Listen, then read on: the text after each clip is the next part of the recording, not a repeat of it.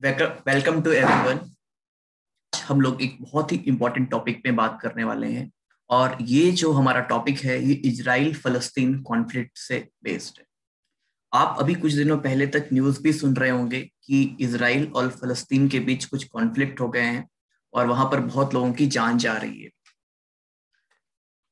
तो ये बेसिकली क्या कॉन्सेप्ट, क्या कॉन्फ्लिक्ट हुआ है इजराइल और फलस्तीन के बीच, इसमें किसकी किसकी गलती है और आखिर में कितने लोगों की जान जा गई है। उसमें एक इंडियन विमेन भी है, केरला की, उसकी भी जान गई है।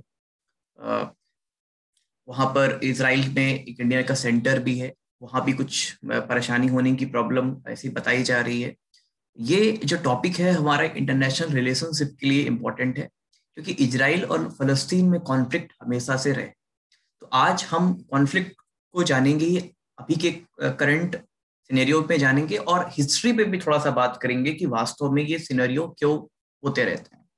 ठीक है, तो चलिए इस टॉपिक पे हम बेसिकली जो बात करेंगे वो पहले करंट सिनेरियो की बात करेंगे और फिर प्रीवियस सिनेरियो की बात करेंगे। ठीक है, ओके। तो अभी जो ये करंट में प्रॉब्लम शुरू हुई है वो क्यों शुरू हुई है? एक अल अस्का मास्क, एक ये मस्जिद है और ये मुस्लिमों की बहुत ही कह सकते हैं कि बहुत ही पवित्र मस्जिद मानी जाती है। और करीब बोला जाता है कि यहाँ पर 5,000 लोग एक साथ नमाज पढ़ सकते हैं, ऐसा माना जाता है। और आप देख भी रहे हैं जिस फिगर में कि बहुत ही मतलब एक बहुत ही भव्य, बहुत ही आकर्षक मस्जिद है। और तो इस मस्जिद में क्या हुआ, अभी रमजान का महीना चल रहा था तो लोग यहाँ एकत्र हुए। तो उसी समय क्या हुआ, फलस्तीनियों के लोग एकत्र हुए क्योंकि वो मुस्लिम थे। उसी समय मार्च के आसपास क्या हुआ था कि इजराइल की ऑफिशियल्स ने लोगों को कह दिया था कि आप यहाँ पर जो भी लोग एकत्र हो उनको आपको नहीं एकत्र होने देना है, क्योंकि उन्होंने माना था कि यरूशलेम हमारी कैपिटल है और हमारा यहाँ पर पूरा टेरिटरी है।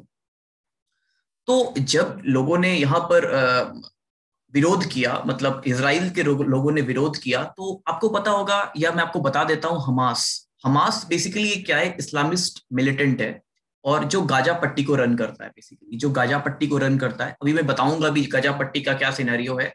उसने डजन्स ऑफ रॉकेट फायर किए, उसने बहुत बड़े बड़े रॉकेट फायर किए और अभी भी ये जारी है आखिर में। और क्योंकि इसराइल के पास क्या है, बहुत ही टेक्नोलॉजी से बहुत ही वो प्रूव्ड है, टेक्नोलॉजी से बहुत ही साउंड है बेटा। तो उन्होंने क्या किया हुआ है अपने एक सिस्टम से, कुछ डोम टेक्नोलॉजी है उनके पास, आयरन डोम टेक्नोलॉजी है। ठीक है, हम फर्दर कभी बात करेंगे इसकी कि आयरन डोम टेक्नोलॉजी क्या होती है। आयरन डोम टेक्नोलॉजी के थ्रू इन रॉकेट को उन्होंने इंटरसेप्ट किया है और इन्होंने उसको रोका है आने से। ठीक है, बहुत ही चर्चा का विषय भी बना हुआ है कि ऐसी क्या टेक्नोलॉजी होती है जो रॉकेट को भी रोक लेती है और इससे इजराइल को बेसिकली बहुत नुकसान नहीं होता दिख रहा है अभी हाल। ठीक है, और जैसे कि यहाँ पर एक स्लाइड में लिखा भी हुआ है नीचे कि इसराइल के ऑफिशियल्स ने मार्च में ऐसा बोल दिया था कि उनको फलस्तीनियों को वहां से हटाना है, भगाना है। और मैं एक मजे की बात आपको ये भी बता दूं, यहाँ पर ये भी एक चर्चा का विषय बना हुआ है, जो ये मास्क है, अलास्का मास्क है, उसके बगल में यहूदियों का एक पवित्र मंदिर भी है, बहुत बहुत ही पवित्र टेम्पल भी है। तो शायद हो सकता है उसी के कारण कुछ कॉन्फ्लिक्ट हुआ हो, जहां तक जानकारी मिली हुई है कि हो सकता है उसके कारण ही कुछ कॉन्फ्लिक्ट हुआ है और उस कॉन्फ्लिक्ट के कारण इस मंजर को अंजाम मिला हो। ठीक है, तो ये बड़ा ही एक मतलब भयावह ऐसा दृश्य बना हुआ है अभी हाल में। ओके, अब अगर मैं बात करता हूं यहाँ पर, अगर मैं आपसे बात करता हूं कि हिस्ट्री क्या है। ठीक है, जैसा कि मैंने यहाँ पर हेडिंग दिया हुआ है, इंटरनेशनल प्रेशर तो है ही है इसराइल के ऊपर कि भाई आपको कहीं ना कहीं ह्यूमन राइट्स को आप अपोज कर रहे हैं। ठीक है, आप ह्यूमन राइट्स का अपोज कर रहे हैं तो प्रेशर तो आपके पास खैर है ही है। अब ये two nations theory initially 1940s की बात है ये। तो दोनों कंट्रीज ने कहा कि हमें टू नेशंस थ्योरी चाहिए, लेकिन यूनाइटेड नेशन ने कहा कि नहीं, हम एक ही कंट्री बना के देंगे। तो वो शुरू से ही प्रॉब्लम चलती आ रही है वहां पर, और ज्यूस और इस्लामिस्ट के बीच शुरू से एक प्रॉब्लम है। इसराइल, अरब जितने भी कंट्रीज थे, अरब कंट्रीज के जितने भी छोटे छोटे कंट्रीज थे, वो सब एक साथ आकर युद्ध किए। इजराइल ने एक अलग युद्ध किया। इजराइल बहुत ही छोटा देश है, आपको पता होगा। फलस्तीन भी बहुत ही छोटा है, इजराइल का टेरिटरी थोड़ा और कम है, ठीक है। तो इन्होंने युद्ध किया आपस में, और अरब कंट्रीज की हार हो गई इसमें। याद रखना है, इजराइल को विन हो गया, इजराइल विन कर गया था, ठीक है। तो इजराइल ने अपना एक धीरे धीरे क्या हुआ, अपने धीरे धीरे ज्यूज को यहाँ पर स्टेब्लिश करना चालू कर दिया और धीरे धीरे अपनी टेरिटरी बढ़ाना चालू कर दी। और मैं आपको बता दूं बेटा कि जूस यहाँ के शुरुआत के स्थानीय निवासी नहीं थे, वो आए थे, बहुत पुरानी हिस्ट्री है इसकी। वो धीरे धीरे आए थे और धीरे धीरे जमा हुए। एक्चुअली ये तो अरब कंट्रीज पूरा इस्लामिस्ट था, तो धीरे धीरे वहां पर आए थे। और 1967 में फिर से एक युद्ध हुआ, इसमें इजराइल ने कहा कि सोवरेन है, वो संप्रभु है, कंट्री हो गया है, और वो उसका यही अधिकार है अब गाजा पट्टी और उसके पूरे एरिया में, तो यरूशलेम उसका ही है, या यरूशलेम उसका ही है। लेकिन बहुत सारे कंट्रीज ने इसको नहीं एक्सेप्ट किया। क्यों एक्सेप्ट नहीं किया? फलस्तीनियों के साथ कुछ ह्यूमन रिलेशन भी थे, कुछ वेस्ट बैंक कॉलोनीज का रोल था वहां पर, कि भाई हम किसी भी लोगों को ऐसे नहीं हटा सकते हैं। कुछ लोग अगर रह रहे हैं वहां पर तो इसको नहीं, ऐसे नहीं हटा सकते हैं। इसी बीच क्या हो गया, अभी ट्रंप की जब जो गवर्नमेंट आई, जब ट्रंप अमेरिका के प्रेसिडेंट बने, उसी समय इजराइलियों के साथ उनका काफी घनिष्ठ रिलेशनशिप हो गया। और इजराइलियों के साथ रिलेशन हो गया, तो 2019 में क्या हुआ कि अमेरिका की हेल्प से कि इजराइल की अब कैपिटल घोषित कर दी जाए ऑफिशियल यरूशलेम या जेरूशलेम को। लेकिन इंडिया ने इसके अपोज में वोट दिया, ठीक है।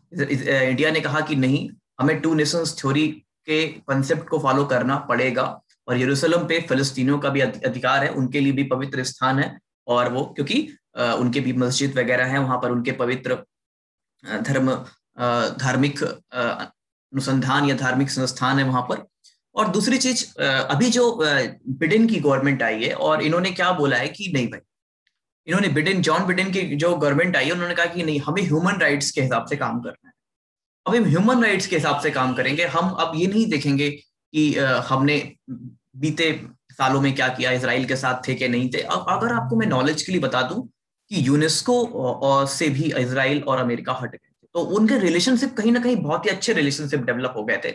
और अभी जो करंट हमारा सिनेरियो है, अमेरिका की हेल्प से कुछ अरब कंट्रीज जैसे सऊदी अरेबिया है, ठीक है, कुछ कंट्रीज के साथ रिलेशन अच्छे हो रहे हैं।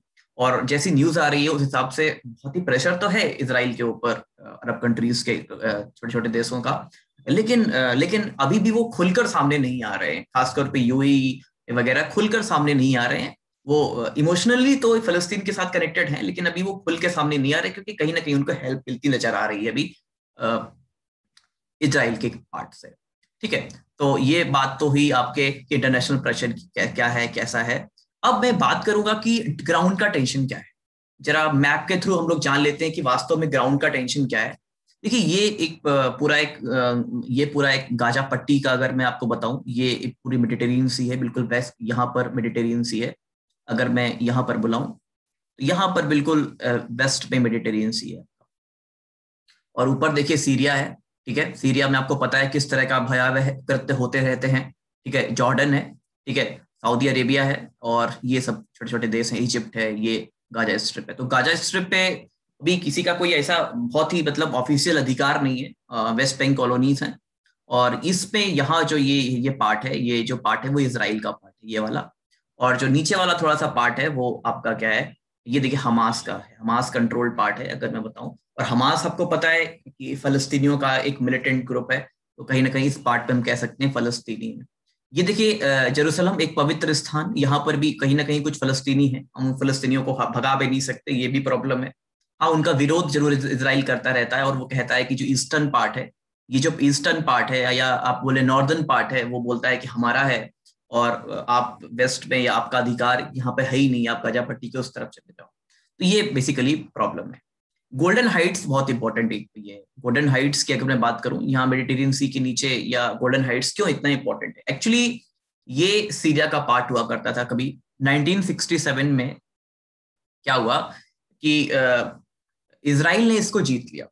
और गोल्डन हाइट्स क्यों इतना इंपॉर्टेंट है, नाम से ही समझ में आ रहा है, क्योंकि यहाँ से हम सीरिया के सारी एक्टिविटीज को मॉनिटर करते हैं, जितनी भी एक्टिविटीज सीरिया के ऊपर, क्योंकि हाइट है, ये बहुत ही पठारी एरिया है, बहुत ही पठार और पर्वतीय एरिया है, तो यहाँ पर बहुत सारी एक्टिविटीज को हम यहाँ पे से आराम से मॉनिटर कर सकते हैं। ठीक है, तो ये बात हमें जाननी पड़ेगी कि भाई गोल्डन हाइट्स का इंपॉर्टेंस क्या है। हालांकि गोल्डन हाइट्स अभी इजराइल के कब्जे में, आपको याद रखना है बात।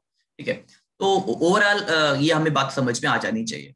अच्छा, अब अगर हम बात करेंगे कि इंडिया के परिप्रेक्ष्य में, इंडिया के परिप्रेक्ष्य में अगर बात करेंगे बेटा, तो इंडिया का परिप्रेक्ष्य बहुत इंपॉर्टेंट हो जाता है। ठीक है भाई, इंडिया किसके साथ, अभी 1992 से इंडिया के रिलेशन जो है वो इजराइल से बहुत अच्छे हो चुके हैं, हमको पता होगा।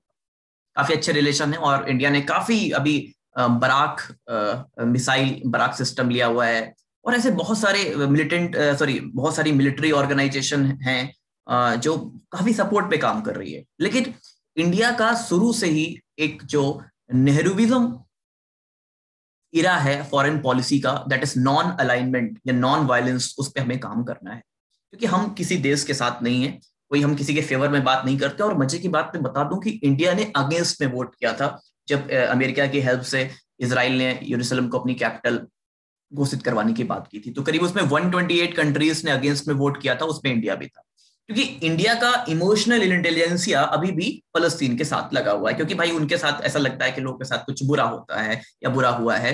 तो इंडिया का जो इमोशनल इंटेलिजेंस है, इमोशनल कनेक्ट है, वो अभी भी फलस्तीन के साथ हुआ है। और देखिए, जैसा कि लिखा भी हुआ है इसमें कि इंडिया के बहुत अच्छे रिलेशन है अभी मिलिट्री और एग्रीकल्चर सेक्टर में। एग्रीकल्चर सेक्टर की अगर आप बात करेंगे तो यहाँ पर ड्रिप कल्चर जो अभी डेवलप हो रहा है इंडिया में, खासतौर पे उस एरियाज में जहां पर पानी की थोड़ी सी किल्लत रहती है, वो इजराइल से लिया गया है। इजराइल के जब और हाँ, ये भी आपको मैं बता देता हूँ कि जब 2019 में ऐसा हुआ था कि, और उसी से कुछ दिनों बाद बेंजामिन नेतन्याहू इंडिया आए थे, तो रिलेशन में कोई फर्क नहीं पड़ा था। वो अलग मैटर है, वो प्रोफेशनल रिलेशन अलग होते हैं। ठीक है, अब वर्ल्ड को करना क्या चाहिए? ठीक है, इंडिया के रिस्पेक्ट में इंडिया को दोनों कंट्रीज के साथ अपना बैलेंस बना के चलना है। अगर वहां से आप मिलिट्री इंटेलिजेंसिया को यूज कर रहे हैं, मिलिट्री पावर को यूज कर रहे हैं, मिलिट्री आप पार्टनरशिप को यूज कर रहे हैं, तो वहां से इमोशनली भी आपको कनेक्ट होना पड़ेगा, क्योंकि इंडिया का दोनों के साथ अच्छे रिलेशन रहे, और इंडिया के ओल्ड रिलेशनशिप रहे हैं। मैं बताऊं, फिलिस्तीन के साथ भी अब काफी अच्छे रिलेशन रहे। अभी इजराइल के साथ तो 1992 से ही रिलेशन चालू हो गए। तो अब करना क्या चाहिए? तो world at larger needs to come together for a peaceful solution. देखिए, ये हमेशा प्रॉब्लम रही है हर 2-4 सालों में भी। 2015 में, वहां 2006 में ऐसी प्रॉब्लम हमेशा रहती थी कि गाजा पट्टी में लोग मरे हैं, और अंततः ह्यूमन राइट्स का नुकसान हो रहा है, मानव इंसानों का नुकसान हो रहा है। But the reluctance of the Israel government and the other involved parties have been aggravate the issue more. लेकिन इजराइल कहीं ना कहीं डोमिनेंट हो जाती है, इसलिए हमें बैलेंस अप्रोच करनी चाहिए, और कुछ ऐसी कंडीशंस करनी चाहिए, ठीक है, कि अरब कंट्रीज और इजराइल के बीच जो टेंशन है वो कम हो जाए। ठीक है, और चीजों को न्यूट्रलाइज होने में मदद मिले। होपफुली आपको ये क्लास समझ में आई होगी। ठीक है, प्लीज इस वीडियो को लाइक कर दीजिए। अगर आपको लगता है कि कुछ हमें क्वेश्चंस की जरूरत है तो प्लीज इसमें कमेंट कर दीजिए। Okay, so once again thank you.